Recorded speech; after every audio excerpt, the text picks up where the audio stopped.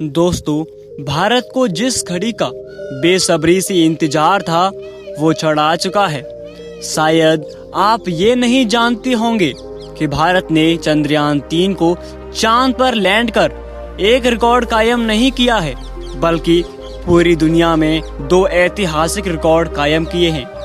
भारत ने चंद्रयान 3 को चंद्रमा के दक्षिणी ध्रुव पर लैंड करके भारत दुनिया का पहला देश बन चुका है। और यही नहीं, चंद्रमा की फतेह पर अभी तक सिर्फ 3 देशों ने ही सॉफ्ट लैंडिंग की है।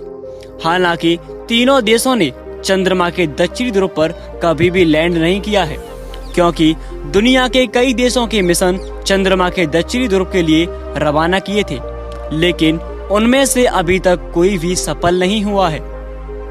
भारत ने भी सन 2019 में चंद्रयान 2 मिशन के तहत चांद के दक्षिणी ध्रुव पर पहुंचने की कोशिश की थी। हालांकि निराशाजनक वह मिशन चंद्रमा की फतेह पर क्रैश हो गया था।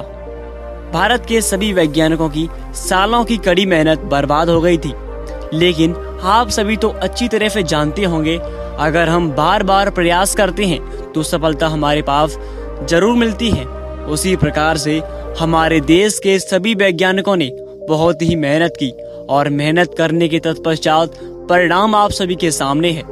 चंद्रयान 3 आसमान को चीरता हुआ सबसे पहले पृथ्वी की कक्षा में चक्कर लगाते हुए चंद्रमा की कक्षा में पहुंचा और 40 दिन के बाद चंद्रमा पर सॉफ्ट लैंडिंग करने के लिए तैयार हुआ। हालांकि आप सभी को अच्छी तरह से मालूम है कि 23 अगस्त की शाम 6:04 पर चंद्रयान 3 ने चंद्रमा के दक्षिणी ध्रुव पर सॉफ्ट लैंडिंग की थी।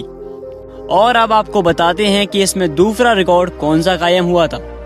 जब चंद्रयान 3 को 23 अगस्त की शाम को जब चंद्रमा पर लैंड करने के लिए सभी वैज्ञानिकों ने अपनी प्रक्रियाओं को शुरू किया था, तब इसरो के यूट्यूब चैनल पर 7 करोड़ से अधिक लोगों ने इस मिशन को लाइव देखा था।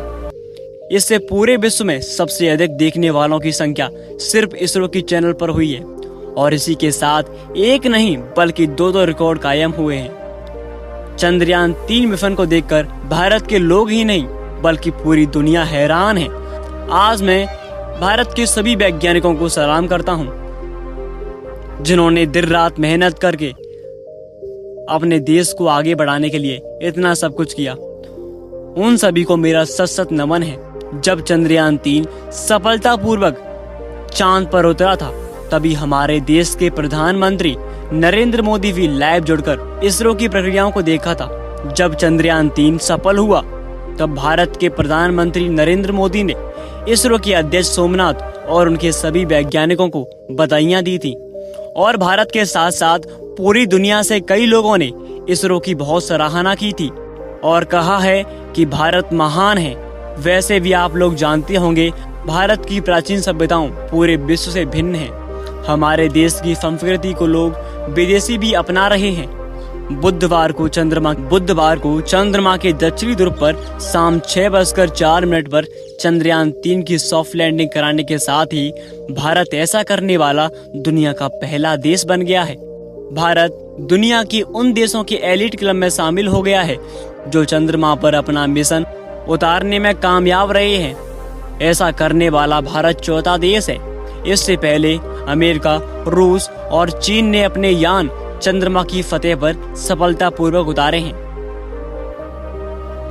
अब हम आपको बताने वाले हैं कि चंद्रयान 3 के साथ लॉन्च हुआ लूना 25 जो कि रूस का मिशन था, वह कैसे फेल हुआ, आज उसके बारे में जानने वाले हैं। इसी महीने रूस ने भी चंद्रमा पर अपना मिशन लूना 25 भेजा था और उसे चंद्रयान 3 से 2 दिन पहले ही फतेह पर उतरना था, लेकिन वो क्रैश हो गया।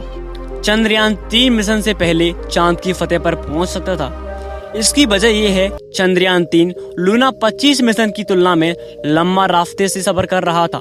दरअसल चंद्रयान 3 अपने सफर के जरिए पृथ्वी और चंद्रमा के गुरुत्वाकर्षण का लाभ लेना चाहता था। और आपको बता दूं कि चंद्रयान 3 को बनाने में सिर्फ 615 करोड़ रुपए का खर्चा आया है, जो कीमत भारत के किसी एक पावर प्लांट बनाने में खर्च हो सकता है। मुझे भारत के सभी वैज्ञानिकों पर गर्व है, क्योंकि कम ईंधन की खपत करते हुए हमारे देश के वैज्ञानिकों ने चंद्रयान 3 को चंद्रमा पर उतार दिया है। रूस के लूना 25 का लक्ष्य चंद्रमा के दक्षिणी ध्रुव पर क्षेत्र को एक्सप्लोर करना था। चंद्रमा का दक्षिणी ध्रुव काफी खास बना हुआ है। यहाँ पर बर्फ के रूप में पानी जमा हो सकता है। रूस के लूना 25 में स्पेक्ट्रोमीटर और कैमरों सहित अत्याधुनिक वैज्ञानिक उपकरण थे। इनसे चंद्रमा की सतह की संरचना का विश्लेषण किया जाना था, साथ ही वहां की तस्वीरें ली जानी थी। लूना 25 के दुर्घटनाग्रस्त होने से रूस को काफी नुकसान हुआ है। लूना 25 मिशन का बजट करीब $200 मिलियन था, यानी रूस को इस मिशन के फेल होने से 16.6 अरब रुपए का नुकसान हुआ है। इस $200 मिलियन के बजट में स्पेस क्राफ्ट का डेवलप करना, लॉन्च ऑपरेशन, मिशन कंट्रोल और चांद से मिले डेटा को वैज्ञानिक विश्लेषण शामिल था। ऐसे में भारत की कामयाबी की पूरी दुनिया में तारीफ हो रही है। रूस के राष्ट्रपति व्लादिमीर पुतिन ने भी खुद बधाइयां दी हैं। अमेरिकी अंतरिक्ष एजेंसी नासा के प्रमुख बिल नेल्सन ने इसरो को बधाई देते हुए कहा, चांद के दक्षिणी ध्रुव पर चंद्रयान 3 की सफल लैंडिंग की बधाई। चंद्रमा पर किसी अंतरिक्ष यान की सफल सॉफ्ट लैंडिंग कराने वाला दुनिया का चौथा देश बनने पर भारत को बधाई। हमें इस मिशन में आपका भागीदार बनने की खुशी है। इस भारत की इस ऐतिहासिक कामयाबी के पीछे इसरो के सैकड़ों वैज्ञानिकों का संयुक्त प्रयास है, लेकिन खासकर 4 वैज्ञानिक इस पूरे मिशन का चेहरा रहे हैं। कहा जा रहा है कि भारत के महत्वाकांक्षी मून मिशन के पीछे एस सोमनाथ की बड़ी भूमिका है, जो कि इसरो के अध्यक्ष हैं। गगनयान और सूर्य मिशन आदित्य L1 समेत इसरो के अन्य अंतरिक्ष अभियानों को रफ्तार देने का श्रेय भी उन्हें ही जाता है। इसरो के प्रमुख की जिम्मेदारी निभाने से पहले S Somnath Vikram Sarabhai space centre और लिक्विड प्रोपल्शन सिस्टम और डायरेक्टर भी रह चुके हैं। इसरो के प्रमुख की जिम्मेदारी निभाने से पहले S Somnath Vikram Sarabhai space centre और लिक्विड प्रोपल्शन सिस्टम सेंटर के डायरेक्टर भी रह चुके हैं। लिक्विड प्रोपल्शन सिस्टम सेंटर मुख्य रूप से इसरो के लिए रॉकेट टेक्नोलॉजी विकसित करता है। जब चंद्रयान 3 का प्रक्षेपण किया गया, उस समय सोमनाथ ने कहा था, चंद्रयान 3 अपने सटीक कक्षा में पहुंच गया है और उसने चांद की ओर अपनी यात्रा शुरू कर दी है और यान बिल्कुल ठीक है। बुधवार को चंद्रयान 3 की सफल लैंडिंग के बाद एस सोमनाथ ने कहा, चंद्रयान 2 की असफलता से हमने काफी कुछ सीखा और आज हम सफल हुए हैं।